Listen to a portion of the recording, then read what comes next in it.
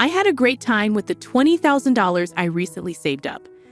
After returning from a week-long trip overseas, my mother-in-law Isabella called me excitedly, mentioning something about saving $20,000. I was puzzled because I didn't remember having such a large sum.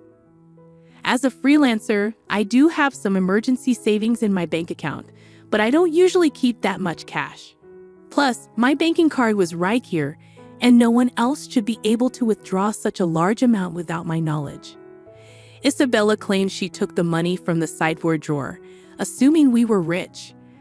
I thanked her for her good intentions but didn't understand why she thought I had given her the money. After this brief conversation, I wondered where the $20,000 came from. The mystery was solved when Anthony, presumably her husband, returned home a month later. Fast forward to a month later, and Isabella made over 80 calls, which I ignored. When I finally answered, she accused me of something, and I didn't quite understand. It seemed like she was upset, but I couldn't figure out why. Isabella's persistent calls became annoying, and when I finally answered, she started blaming me for something. Confused, I realized she was reaping what she had sown. Isabella's voice echoed loudly through the phone speaker as I learned her name was Scarlett, a 32-year-old freelance jewelry designer. I really want children, but my job keeps me very busy. My husband, Anthony, who is the same age as me, used to have a regular job, but now he helps manage my work. When we got married, I wasn't making much as a designer, and we relied on Anthony's income. However, as I turned 30, my work became more stable, and I needed help managing my schedule. Anthony, who had a good position at his job, decided to quit and join me as a business partner. With his help, we now have deals with famous international brands. Although we face challenges as a couple, the main issue is Anthony's mother, Isabella, who lives alone in his family home. Isabella thinks we're living a luxurious life and often asks for money. She believes we live extravagantly, attending fancy parties and dinners with company executives. While these events are part of my job as a jewelry designer, Isabella sees them as leisure. She even asks for money to throw a party for her friends. I can afford to give her money, but it's not as glamorous as it seems. These events are expensive, and I have business obligations that I can't refuse. We're now living in luxury. It's all part of our work, dressing up beautifully and eating at expensive places. Isabella often expresses her envy towards us with a hint of sarcasm. Despite my continuous refusals to her requests, Anthony, being her son, sometimes gives in and hands her money. He believes it's a small price to pay to keep her quiet and avoid interruptions to our work. However, Isabella's demands only increase, leaving both of us frustrated. Recently, Isabella came over and pestered Anthony about buying a new dress for an upcoming gathering. Despite suggesting a more affordable two-piece suit, she insisted on an expensive dress for the fancy party. I believe proper attire, whether old or new, shouldn't matter, but Isabella makes a fuss. She also added that she needed a matching bag and was counting on us for that. To address Isabella's constant money demands, Anthony set up a credit card in her name, telling her to use it for her expenses. Initially, she overspent and got warned by Anthony. He then asked her to report before making significant purchases. However, Isabella continued to overspend, once even buying an expensive ring without prior notice. The bill became astronomical, and Anthony, who was paying the bills, couldn't afford it. Isabella seemed to think the credit card meant endless spending without consequences. Anthony, frustrated with the situation, decided to put a limit on her card spending. Isabella stormed in, complaining that she couldn't pay for her recent shopping, not realizing the financial strain her overspending was causing us. "We've lowered your monthly limit, but it's still enough, right?" Isabella challenged, questioning the fairness of our lifestyle. She argued that her desire for fun and luxury wasn't much different from our work-related dressing up and attending fancy places. We explained that events like product launches and parties were part of our job, often taking place in luxurious venues. However, Isabella perceived it as us having fun rather than working. Since putting a limit on her credit card, she had quieted down a bit. Occasionally, she would come to our house and complain to Anthony, but life went on without major issues. As the year-end approached, a foreign brand approached me with a proposal to expand our business overseas. Excited about the opportunity, I saw it as a chance to join the ranks of top-tier designers. Anthony, handling things as my manager, saw it as a rare opportunity we had to take. However, there was a concern about Isabella. Given her past behavior, it was plausible that she might want to come with us. When we told her about our plans that weekend, she reacted just as we predicted. Isabella insisted we were trying to trick her and live even more lavishly overseas. Anthony tried to explain that it was for work, not leisure, but Isabella wouldn't give up, fearing we planned to move there permanently. "We'll come back after our work settles down overseas," I reassured Isabella. She seemed worried that our plans would leave her behind. Both Anthony and I were exhausted from this circular argument.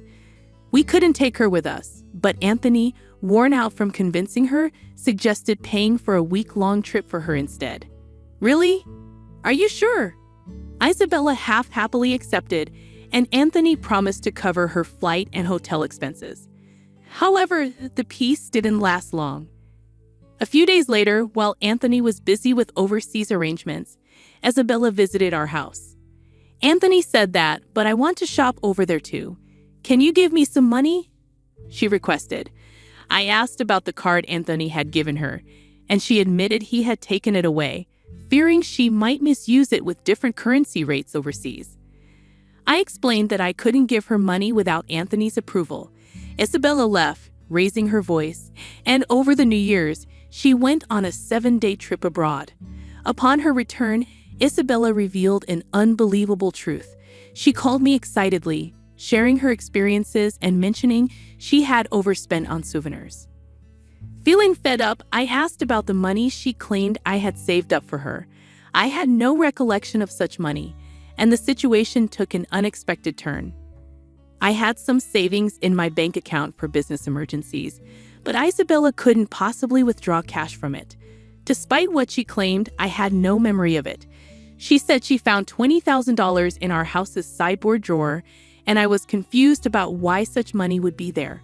I couldn't imagine us keeping such a large amount of cash at home. I told Isabella that if she took money from our house without permission, it amounted to theft, even if she's family. I emphasized the seriousness of the situation, especially if Anthony had set the money aside for an important deal. There hadn't been any disruption in our business dealings or payments while Isabella was on her trip. Isabella nonchalantly admitted to using the money, saying, "I'm telling you now that I used it." I pointed out that taking someone else's money without permission is a crime and expressed my concern about her entitled reasoning. Isabella defended herself, saying, "You too live so extravagantly, so why can't I have a little of that? Think of it as doing a favor for your parent." I found her reasoning inappropriate, considering she took money without asking. I promised to ask Anthony about the money when he got back. Isabella believed Anthony would understand, being his only mother, and claimed that $20,000 wasn't much to him. I agreed to pass along the message, still uncertain about the entire situation. I was amazed at Isabella's lack of awareness, and she ended the call by saying, "Please tell him that, thanks." Still baffled by the $20,000 in cash at home, I asked Anthony about it when he returned that night. Anthony had withdrawn the money from his bank account 10 days ago for an urgent payment. He needed cash immediately, but I was surprised that he kept such a large sum in a drawer, considering the potential risks. Anthony, looking troubled, asked if I knew anything about it. Today, Isabella called, thanking us for the $20,000 and mentioning she had a blast with it. I didn't understand what she meant, but it turned out the money was Anthony's after all. However, we still didn't know what such a large amount was meant for. I questioned Anthony about why he had left such a large sum at home, especially when we usually did bank transfers. Anthony explained that after limiting Isabella's credit card amount, she had secretly borrowed money from various sources, including consumer finance cards and credit cards she had opened without his knowledge. When Anthony discovered this, he took all her cards and prepared the cash to repay Isabella's growing debt. Although he gave her the cash, he knew she might spend it recklessly. The situation became clearer, but the mystery of Isabella's actions remained. I planned to pay the institutions directly through bank transfers, but Anthony preferred fewer records in our bank accounts for the sake of trust with our business partners in bookkeeping. So he decided to withdraw the cash and pay individually. Supporting Isabella's overseas trip was like a parting gift, knowing we wouldn't be able to take care of her like before after moving abroad. As time passed, Isabella's calls to my mobile phone became frequent, almost 80 calls every day. Anthony had advised me not to bother with her, but the persistence made me concerned. One day, Isabella's voice sounded almost like a cry as she apologized for bothering me during the busy moving preparations. She explained that she was receiving payment demands almost every day, and Anthony seemed to be blocking her calls.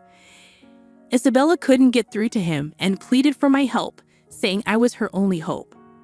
I was surprised that Anthony would take such a drastic step with his own mother. If he had used the money he prepared to pay off Isabella's debts, this situation might have been avoided. Now, Isabella was inundated with collection letters from finance companies and consumer lenders, facing non-stop collections calls and seeming helpless to do anything about it. It was a scene I had only seen in dramas before. I mentioned it to Anthony, but I couldn't predict his response. Isabella pleaded for help, saying it was a son's duty to assist his mother. The call ended, and I told Anthony about it when he returned home, but he dismissed it coldly, stating that Isabella wasted the opportunity herself. Despite the continued calls from Isabella, I decided to block her number, following Anthony's lead. While I wished I could help, being Anthony's mother meant there was nothing I could do if he had chosen to ignore her.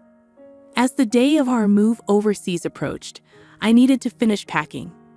Looking around the still cluttered room, I couldn't shake the lingering feeling of helplessness in the face of Isabella's predicament.